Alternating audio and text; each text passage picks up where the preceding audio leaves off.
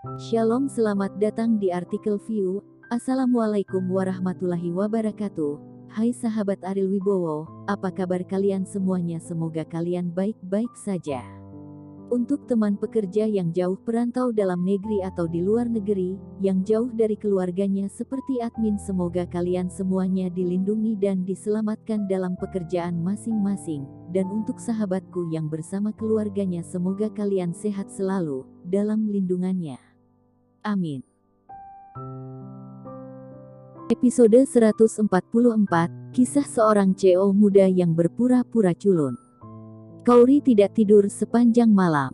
Setelah fajar, dia memutuskan untuk pergi menemui Rehan, karena Ariel ini sama sekali bukan Ariel, dan Rehan sahabat dengan Ariel, mungkin dia bisa membantu dalam masalah ini. Sepanjang malam, Kauri dalam keadaan kacau, memikirkan semua jenis situasi yang tidak diketahui, dan bahkan berpikir bahwa Ariel mungkin mengalami kecelakaan. Ini membuatnya semakin takut dan khawatir. Setelah bertanya, Kauri tahu bahwa Rehan berada di Magic Capital Night Club, tetapi ketika dia tiba di Magic Capital pagi-pagi, pintunya tertutup. Kauri hanya bisa mengetuk pintu dengan putus asa. Segera, orang-orang di dalam terganggu dan membuka pintu dengan ketidakpuasan. Suara apa? Ini masih pagi, apakah ini pengingat? Saya ingin bertemu dengan Rehan. Kauri tidak pernah berurusan dengan kesempatan seperti itu. Dia juga tidak tahu bagaimana menghadapi orang-orang di wilayah seperti ini, jadi menghadapi bawahan Rehan yang agresif, dia tampak sedikit takut. Ketika bawahan melihat bahwa Kauri adalah seorang wanita cantik, dia tiba-tiba menjadi energi dan berkata, "Cantik, kamu tidak perlu menunggu dengan tidak sabar ketika kamu mencari seorang pria, atau aku akan memuaskanmu." Kauri melambai tangannya berulang kali dan berkata, "Saya di sini untuk menemukan Rehan." Mencari saudara Rehan. Mungkinkah wanita ini kekasih saudara Rehan? Pacar Rehan? Bagaimana dia bisa berani melecehkannya? Dia dengan cepat menegakkan wajahnya dan berkata, "Cantik, kamu tidak usah khawatir. Anggap tadi aku tidak berkata apa-apa dan aku akan memanggil kakak Rehan." Jika itu orang lain yang ingin melihat Rehan, dia telah diusir sejak lama, tetapi Kauri adalah wanita cantik, jadi bagaimana mungkin mereka berani mengabaikannya? Rehan juga tidur nyenyak sepagi ini, terganggu oleh mimpi indahnya, dan menendang bawahannya itu beberapa kali. "Saudara Rehan, seorang wanita cantik sedang mencari Anda. Saya dapat melihat bahwa dia tidak bisa menunggu. Mungkin ada masalah," bawahan itu berkata dengan ekspresi pahit. Wanita cantik. Rehan tidak kekurangan wanita, dan ada banyak wanita cantik, tetapi mengapa dia tiba-tiba datang kepadanya?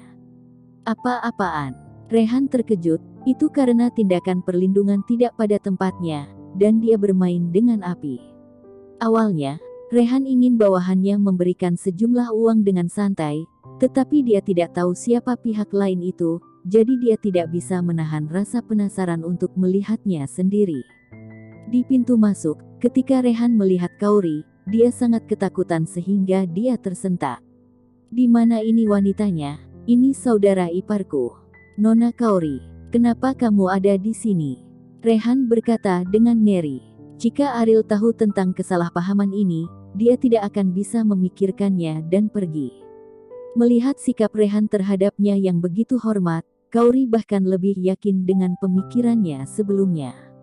Ariel tidak meminta bantuan Rehan sama sekali. Keduanya pasti ada hubungannya. "Aku ingin bertanya, apakah kamu punya waktu untuk membicarakan tentang Ariel?" kata Kauri. Ya, tentu saja, Nona Kauri, silakan masuk." Setelah Rehan membawa Kauri masuk, dia meminta bawahannya untuk memberi tahu Bimo.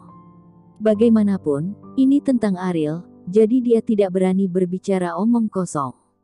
Apalagi, di klub saat ini, bos sebenarnya adalah Bimo, dan dia juga tidak. Demi berbicara, Bimo muncul di aula setelah beberapa saat. Dia mengenal Kauri dengan sangat baik. Bagaimanapun, dia melihat Ariel menjemputnya selama 3 tahun. Bukankah kamu bos kantin di bawah di perusahaan kami?" Kauri memandang Bimo dengan heran. Ariel sering mampir di kantin, jadi Kaori juga ingat seperti apa rupa Bimo, tapi dia hanya pemilik kantin, jadi bagaimana dia bisa muncul di sini? Bimo tidak bisa mengerti, dia tidak berharap Kaori tahu tentang dia. Dengan malu-malu tersenyum, dan berkata, saya tidak berharap Nona Kaori mengenal saya, ini benar-benar kehormatan saya tidak tahu untuk apa Anda di sini. Kaori tidak tahu hubungan Bimo dengan Ariel, tetapi dia tidak datang untuk Bimo, jadi tidak masalah siapa Bimo. Dia berkata, saya ingin tahu sesuatu tentang Ariel, apakah Anda tahu siapa dia? Apa yang dia lakukan baru-baru ini? Apakah Ariel meninggalkan Bandung dan belum kembali lagi? Nona Kaori, Anda adalah istrinya, Anda bahkan tidak tahu apa yang dia lakukan, bagaimana kami bisa tahu? Kata Bimo. Kaori tahu bahwa jika dia hanya ingin bertanya kepada mereka tentang Ariel, dia pasti tidak akan bisa bertanya kepada mereka. Jadi dia harus menceritakan keseluruhan cerita tadi malam. Ketika Bimo mendengar ini, ekspresinya langsung menjadi serius. Dia bangkit. Ariel mengatakan sesuatu yang tidak dapat dijelaskan kepadanya sebelumnya. Ariel berkata kepadanya sebelumnya bahwa ada orang yang mirip dengannya tetapi tidak seperti sifatnya. Saat itu, Bimo bingung dan tidak bisa mengerti sama sekali. Tapi sekarang Bimo mengerti mengapa Ariel ingin setelah mengatakan itu, di Bandung, akan ada seseorang yang persis seperti dia muncul. Nona Kaori, apakah Anda yakin dia bukan Ariel? Bimo bertanya, meskipun dia juga merasa Ariel tidak akan memaksa Kaori. Tapi, hal itu ada di otak semua laki-laki, jadi tidak bisa mengatakan dengan pasti. Kaori mengangguk berat, dia bisa 100% yakin akan hal ini, dan berkata, dia mengatakan, kalau aku belum tidur dengan Ariel, dia seharusnya mengacu pada Ariel. Bimo menarik napas dalam-dalam, drama apa ini? Ngomong-ngomong, Ariel pernah memberitahu saya sebuah kalimat.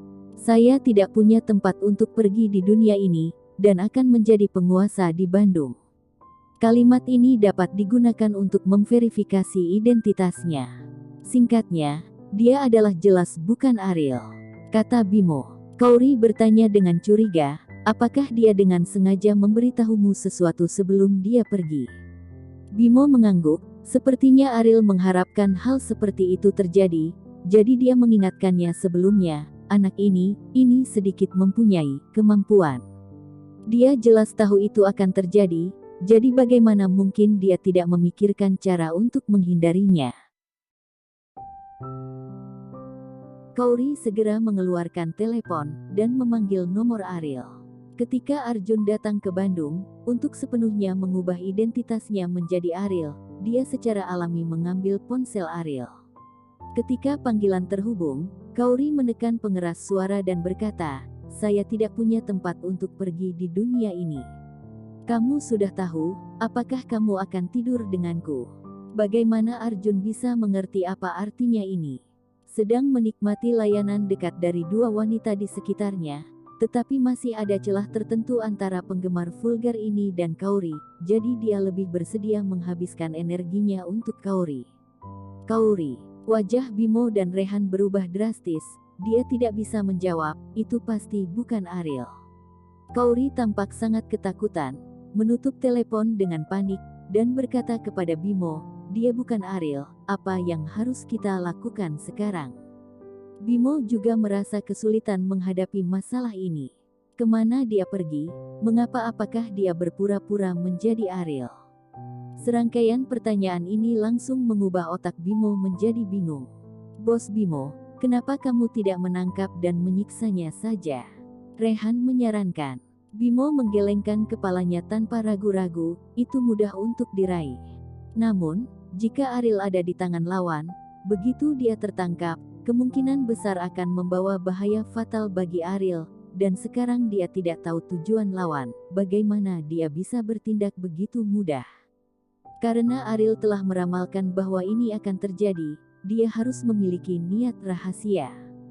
Sebaiknya kita tidak melakukan apapun, agar tidak merusak rencana Ariel, kata Bimo. Rehan mengangguk. Fakta bahwa Ariel dapat meninggalkan orang-orang itu untuk Bimo memang menunjukkan bahwa dia memiliki harapan. Karena dia memiliki harapan, harus ada tindakan balasan.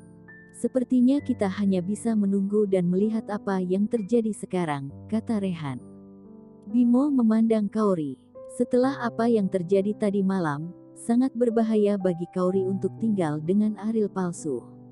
Dia menganggap Kaori sebagai saudaranya bahkan menantu perempuan, dan dia tidak akan pernah membiarkannya kecelakaan.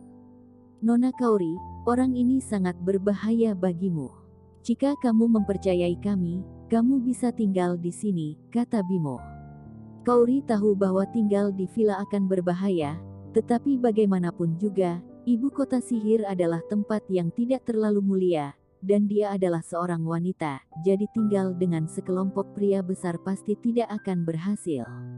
Tidak, aku punya saudara perempuan yang baik, dan aku bisa pergi ke rumahnya, kata Kaori. Bimo mengangguk dan berkata, baiklah, tetapi selama ini, saya akan membiarkan seseorang melindungi Anda.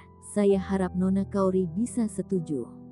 Kaori sedikit terkejut, saat dia berpikir, Ariel mengikuti orang-orang ini memiliki hubungan yang tidak biasa. Mereka mengatakan bahwa mereka akan menghabiskan uang untuk mencari bantuan Rehan. Sepertinya mereka berbohong padanya. Tapi kenapa dia begitu hebat? Mengapa bahkan Rehan harus memberinya wajah? Bersambung.